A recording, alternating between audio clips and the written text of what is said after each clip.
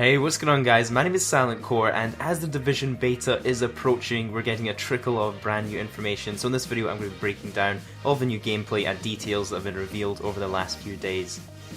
So the first reveal was just 13 seconds of new gameplay. This one was put up on the Division's social channels. I'll show you guys what this gameplay was on screen. Basically it's kind of like a gear progression as you can see through the game. So in these three different slides you can sort of see your gear and your character kind of progress and go better. So in the first scene you've got a very simple looking character. He's got quite a simple looking backpack, and you can see your character only has some sort of assault weapon in his hands. In the second segment your character is wearing a hoodie. He's got a bit of more of an upgraded backpack, and the character now has a pistol on him, as well as you can see a machine gun on his backpack there. And then in the third character, this looks like a pretty well progressed character. He's got a really big gear pack on his back, and he's also got a whole array of arms. You'll see things hanging from his backpack, and looks like he's got a few grenades attached on there, and also a submachine on his bag, as well as a pistol on his belt, and he's also wielding an assault rifle, so he's got quite a few weapons there. Now this new gameplay was followed by a huge blog post with a bunch of new details, so I've taken quite a lot of time to read over this and pick out exactly what you guys need to know, all the essential details on the Division. So first up, they've mentioned every adversary we encounter in the Division is tied to a level, just as our agents are. They go on to mention that advancing your technology, unlocking skill modifications, and also talents will assist you with these greater challenges. So basically leveling up in this game is going to be a big deal. So from what it sounds like, there's going to be a big focus on the skills and upgrading your character to be able to take on these harder areas. Now, possibly one of the interesting facts about this article is this part on the Dark Zone. So in the Dark Zone, you're going to be collecting a whole new type of experience, and this is going to be separate from the regular level experience. Inside the Dark Zone, you're going to get more of a rank system. So with this high rank, you're going to have access to superior equipment and crafting recipes at specific vendors, and there's also going to be a requirement to access the higher level crates that you're going to stumble across in the Dark Zone. And they've also added in here that you can also decrease in rank if you end up dying enough within the Dark Zone. So getting Rogue definitely has its risks. You will lose even more Dark Zone experience based on your Rogue status, but the potential loot rewards from other agents could be worth the risk.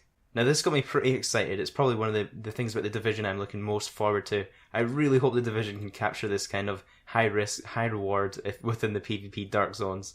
So next up we got a really short video showing the skills menu. And comparing this to the skills menu I showed you guys in my last video, it looks like they've actually made a few tweaks to the layout in just the few days since it's been since my last video. So it looks to have the same skills available. However, they have made a few sort of changes to the position of them, making some of them a bit higher level. So I guess they've made a few balancing tweaks based on the last video. So these skills basically let you build your character in the way you want to play the game.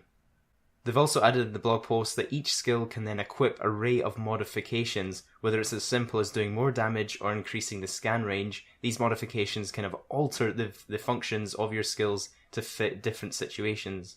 Now it's quite important to note that these modifications will be made available through your mission progress. So if we look in this example here, you'll see he's using the turret, and he's applied a Dragon Breath mod, which we can see very briefly here, so it kind of turns your turret into almost a big flamethrower. Doesn't that look nasty? It's also worth mentioning, in case you guys missed my last video, that skills can be switched at any time when you're playing the Division.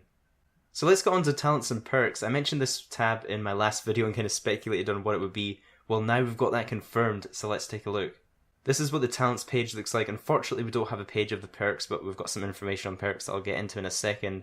So the talents, this is quite similar to the skills tab. There's going to be 3 different categories. We've got medical, tech, and security.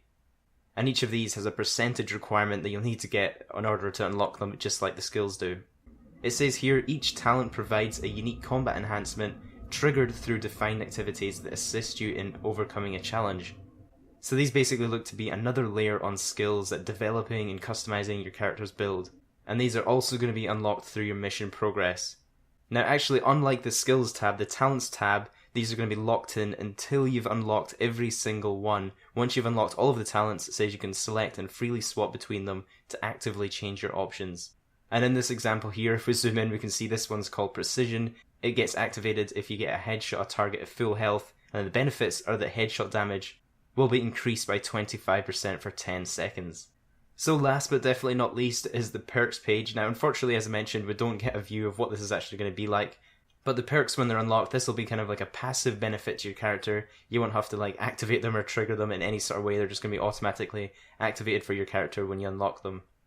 And this could be anything from increasing the amount of items you can carry to additional crafting materials. So it'll be definitely interesting to see what kind of other perks will be in this menu. Maybe we'll get more information towards the beta.